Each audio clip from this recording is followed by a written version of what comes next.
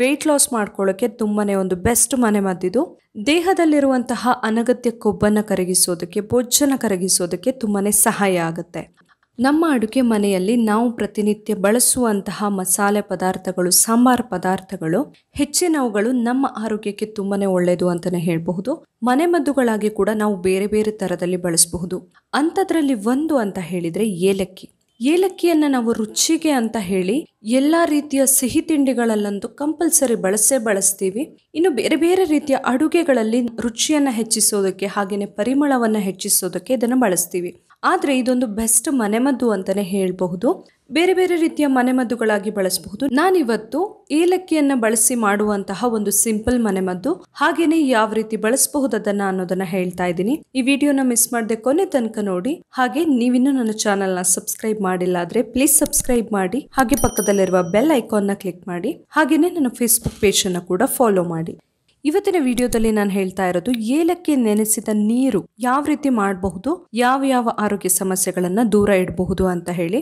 ಇದರ ಬೆನಿಫಿಟ್ ಮೊದಲನೇದಾಗಿ ಹೇಳೋದಂತ ಹೇಳಿದ್ರೆ, ದೇಹವನ್ನ ಡಿಟಾಕ್ಸ್ ಮಾಡೋದಕ್ಕೆ, ದೇಹದಲ್ಲಿರುವಂತಹ ಟಾಕ್ಸಿನ್ಸ್, ಕಲ್ಮಶಗಳನ್ನ ಹೊರಗೆ ಹಾಕೋದಕ್ಕೆ ಇದೊಂದು ಬೆಸ್ಟ್ ನ್ಯಾಚುರಲ್ ಡ್ರಿಂಕ್ ಅಂತ ಹೇಳಬಹುದು. ದೇಹದಲ್ಲಿ ಕಲ್ಮಶಗಳು ಹೆಚ್ಚಿಲ್ಲದೆ ಇದ್ದಾಗ ನಾವು ಆರೋಗ್ಯವಂತರಾಗಿ ಇರೋದಕ್ಕೆ ಇದು ತುಂಬಾನೇ ಸಹಾಯ ಆಗುತ್ತೆ. ಅದರ ಜೊತೆಯಲ್ಲಿ ವೆಯ್ಟ್ ಲಾಸ್ ಮಾಡ್ಕೊಳ್ಳೋಕೆ ತುಂಬಾನೇ ಒಂದು ಬೆಸ್ಟ್ ಮನೆಮದ್ದಿದು. ದೇಹದಲ್ಲಿರುವಂತಹ ಅನಗತ್ಯ ಕೊಬ್ಬನ್ನು ಕರಗಿಸೋದಕ್ಕೆ, ಬೊಜ್ಜನ್ನು ಕರಗಿಸೋದಕ್ಕೆ ತುಂಬಾನೇ ಸಹಾಯ ಆಗುತ್ತೆ. ಇನ್ನು ಡಯಾಬಿಟಿಕ್ ಪೇಷಂಟ್ಸ್ಗೆ ಕೂಡ ತುಂಬಾನೇ ಒಳ್ಳೆಯದು. ಖಾಲಿ ಹೊಟ್ಟೆಯಲ್ಲಿ ಇದನ್ನು ಕುಡಿಯೋದ್ರಿಂದ ರಕ್ತದಲ್ಲಿನ ಸಕ್ಕರೆ ಪ್ರಮಾಣವನ್ನು ನಿಯಂತ್ರಣದಲ್ಲಿ ಇರಿಸಿಕೊಳ್ಳೋದಕ್ಕೆ ತುಂಬಾನೇ ಸಹಕಾರಿಯಾಗಿರುತ್ತೆ ಇದು.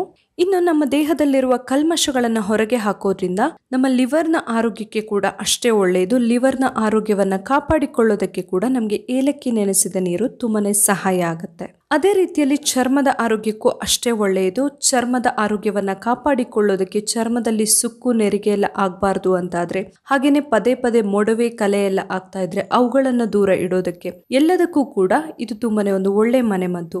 ಇನ್ನು ಜೀರ್ಣಕ್ಕಂತೂ ಏಲಕ್ಕಿ ತುಂಬಾನೇ ಒಳ್ಳೆಯದು ಅಂತಾನೆ ಹೇಳ್ಬಹುದು. ಸೊ ಜೀರ್ಣ ಸಂಬಂಧಿ ಸಮಸ್ಯೆಗಳೇನಾದ್ರೂ ಇದ್ರೆ, ಗ್ಯಾಸ್ಟ್ರಿಕ್, ಆಸಿಡಿಟಿ ಎಲ್ಲ ಇದ್ರೆ ಎಲ್ಲದಕ್ಕೂ ತುಂಬಾನೇ ಸಹಾಯ ಆಗುತ್ತೆ. ಹಾಗೇನೆ ವಾಂತಿ, ವಾಕರಿಕೆ ಎಲ್ಲ ಇದ್ರೆ ಅವುಗಳನ್ನ ದೂರ ಇಡೋದಕ್ಕೆ ಕೂಡ ಒಂದು ಬೆಸ್ಟ್ ಮನೆಮದ್ದಿದು.